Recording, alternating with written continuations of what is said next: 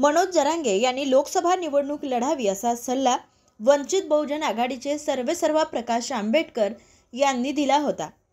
तर आता बच्चू कडू यांनी जरांगे पाटलांना विधानसभा लढण्याचा सल्ला दिलाय।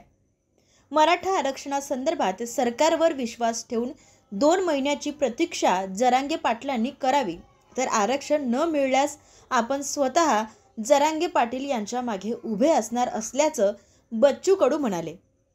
अकोल्यात आयोजित एका रक्तदान शिबिराच्या कार्यक्रमानंतर ते माध्यमांशी बोलत होते।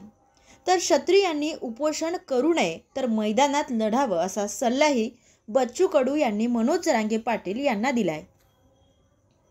उपोषण मी मागे म्हटलं होतं का त्यांनी उपोषण करू नये, कारण तसं शास्त्रही म्हणतं का उपोषण कोण केलं पाहिजे। उपोषण पंडितांना केलं पाहिजे, पुजाऱ्यानं केलं पाहिजे, क्षत्रियानं उपोषण करू नये। क्षत्रियानं मैदानावर यावं, लढावं, आणि म्हणून त्यांनी उपोषण न करता लढाई लढायचीच असेल तर ते रस्त्यावरची लढावी। प्रकाश आंबेडकरांनी नाही आहे त्यांनी जर तसा निर्णय घेतला तर बच्चू भाऊंची भूमिका काय असेल? लोकसभेचा जर उमेदवाराचा निर्णय घेतला त्यांनी जरांगेंनी, मला असं वाटते का जरांगे पाटलांनी लोकसभेपेक्षा विधानसभा लढवली पाहिजे।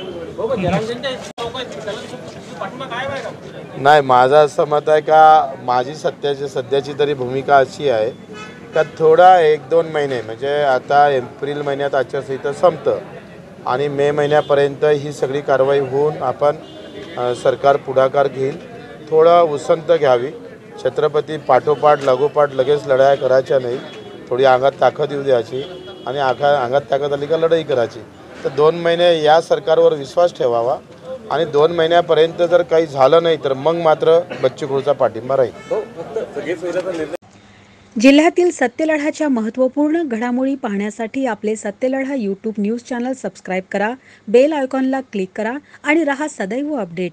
जाहिराती व बातम्यांकरिता संपर्क संपादक सतीश देशमुख 9970321817।